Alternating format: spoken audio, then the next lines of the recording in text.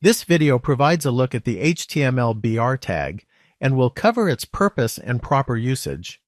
The BR tag stands for line break, and it's a self-closing tag, which means it doesn't require a separate closing tag. When you include a BR tag in your HTML code, it instructs the browser to insert a line break, which moves the text that follows it onto the next line.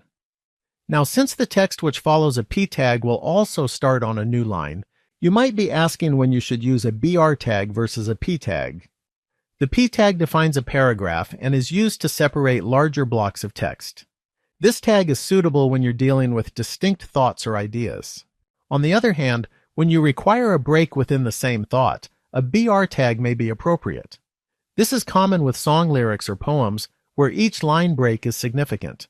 It's also common in addresses where different elements like street, city, and zip code are on new lines but part of the same paragraph. By using the BR tag wisely, you can enhance the readability and structure of your web content. Well, that concludes this video. Thanks for watching, and please subscribe and leave a comment.